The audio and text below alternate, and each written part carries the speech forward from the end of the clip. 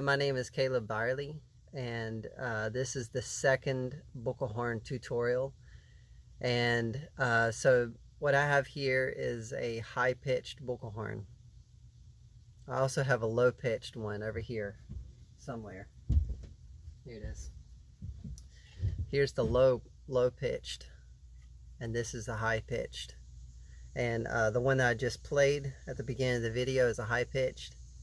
And both of these are made out of buffalo horns, which are just great horns that have a great resonant quality.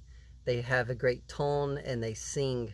They carry for really long ways, and so they're great, excellent Bukkehorns. And so you would probably either have a cow horn, a Bukkehorn, a cow horn, a goat horn, or a buffalo horn for your Bukkehorn. And either way, whatever it is, you know, what I'm going to teach today on this video applies the same.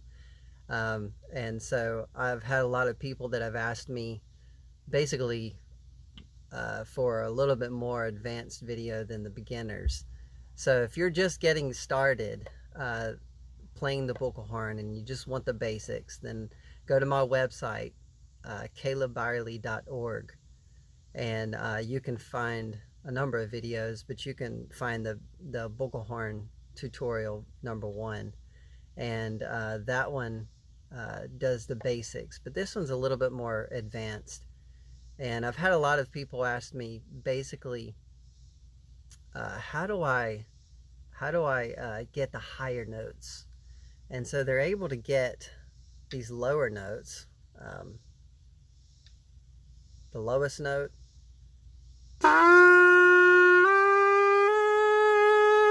but once they get up into the higher notes,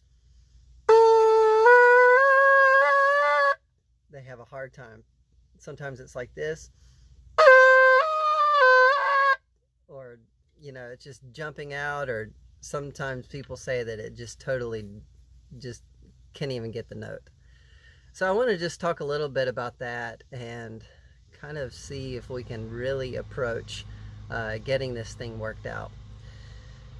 What I want to talk about is the pressure and the muscles that I use to play the different notes of this instrument.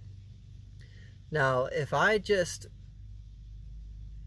buzzed my lips the way that I play the first note, and I just kept it that same way, kept my lips and my muscles and everything, the pressure all the same way, and I went up the scale, meaning if I took one finger off at a time, then this is what it's going to sound like.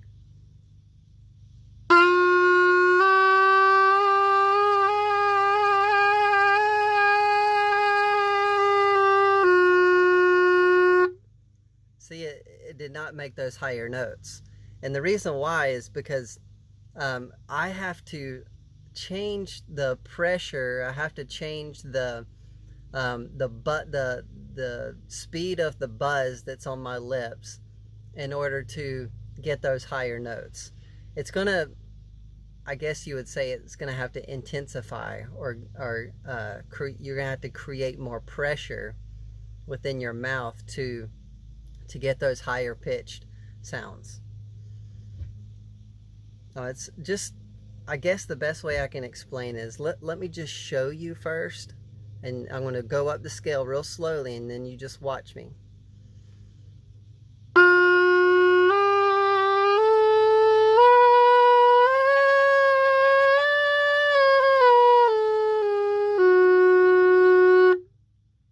You might not be able to see too much, but you can see that the pressure in my jaw, the pressure in my mouth, even the veins in my neck, they're just getting a little bit more intense and tensed up as I'm going up the scale.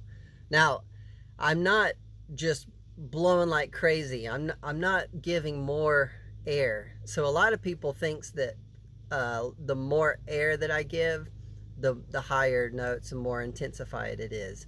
But that's not the truth.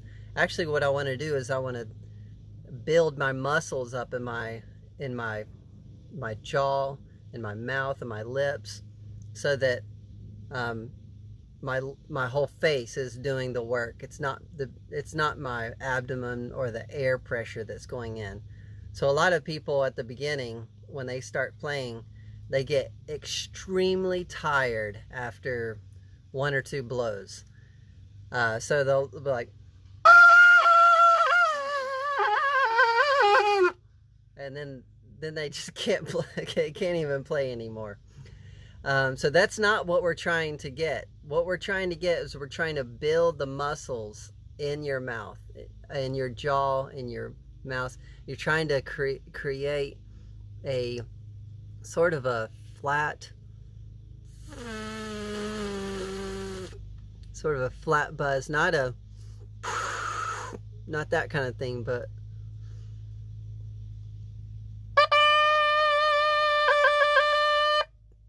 and so that it's hard to explain, but that's how it works. So I hope that helps. Now, I would just recommend continue to practice this instrument. And the way that I would say practice is, do like this. You're going to want to find your sweet spot for every note. So like, I'm going to start off with finding the sweet spot for my lowest note.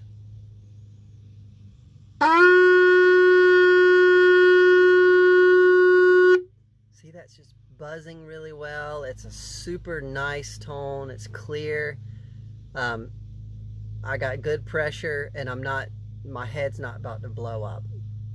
So if it's like this,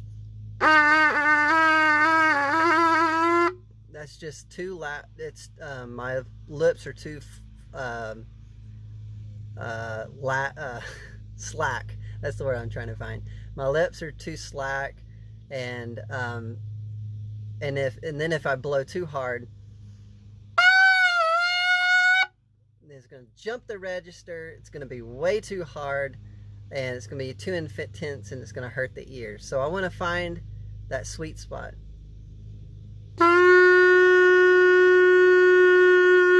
Okay, next, practice taking one finger off and find the sweet spot for that.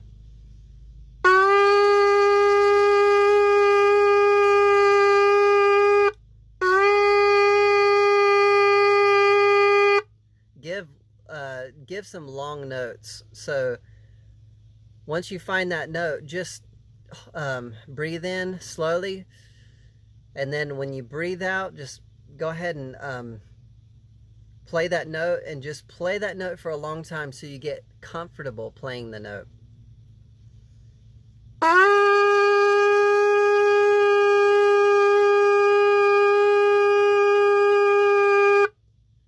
All right, now take the next finger off.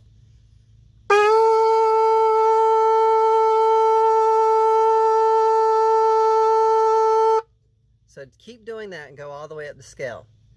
Now, once you get up to these higher notes, I'm going to take all my fingers off except my thumb. I want to show you. When you do that, it's going to be really hard to hold the note. It's going to be hard to hold it. It's going to want to go up and down in pitch. But you're going to want to try to have the right posture. You're going to once you build up those muscles in your face, you're going to be able to control that note with integrity.